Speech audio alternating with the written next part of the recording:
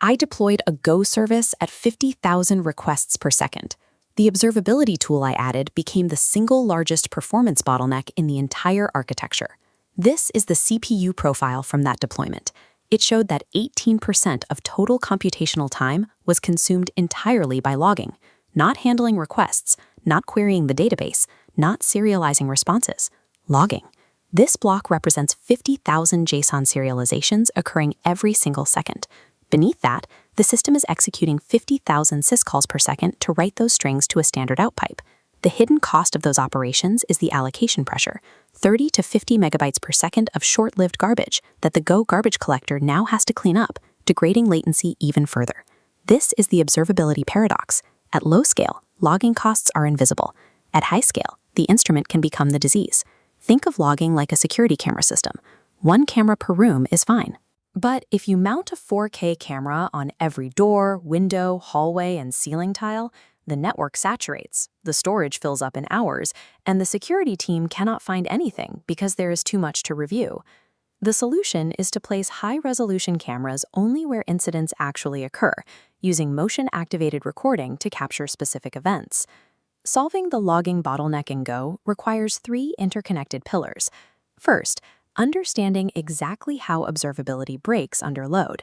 Second, selecting the right Go logger for 2026 based on real hardware benchmarks.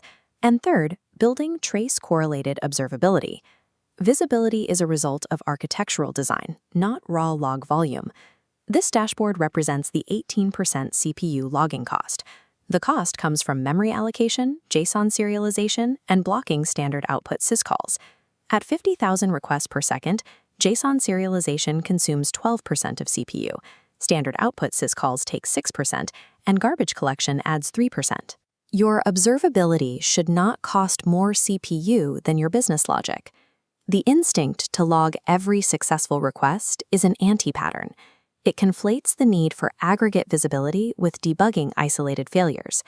Shift aggregate visibility to Prometheus metrics. Use counters for request rates, histograms for latency, and counters for errors. Implement a strict logging policy. Info for significant business events. Warn for handled anomalies. Error for human intervention. This yields a 100-fold volume reduction. It has more impact than a faster logger. When you need per-request visibility, sample instead of logging everything. Capture 1 in 100 requests. In Go, you build this with a custom slog.handler wrapper. The handler maintains an atomic counter to drop unsampled debug records instantly while logging info and above. A ring buffer implements asynchronous buffered logging. Placing a channel and background Go routine between request path and output decouples writing from handling. Instead of a syscall penalty for every line, the buffer batch writes records. You go from 50,000 syscalls to 100 per second. There is a trade-off.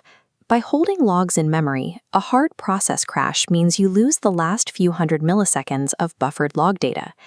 Sampling and async buffering shift logging into the domain of system architecture, a task of managing I/O constraints and memory queues. Even with volume controls, high-throughput systems require raw performance. This brings us to the 2026 Go logger landscape: slog, zerolog, and zap. Slog is the universal adapter, separating API from the backend. Zerolog uses a builder pattern to eliminate memory allocations. Zap provides a battle-tested ecosystem with mature integration bridges. Benchmarks for an 8-field JSON log. Slog requires 820 nanoseconds, 3 allocations. Zap takes 350 nanoseconds, 1 allocation. Zerolog takes 185 nanoseconds, 0 allocations. In isolation, Zerolog is 4.4 times faster. With real file I/O, the gap shrinks to 1.9 times. I/O bottlenecks dominate. At under 10,000 log lines per second, raw performance barely matters. Ecosystem compatibility and team familiarity become the most important factors. The long-term differentiator is garbage collection. Sustaining 10,000 lines a second for 10 minutes causes Slog to generate 280 megabytes of garbage. Zerolog generates 0. However, reducing volume from 10,000 lines a second to 1,000 reduces Slog's garbage so significantly that it beats implementing Zerolog at the higher volume. Pillar 3 is log trace correlation. This links isolated lines of text into a continuous system narrative.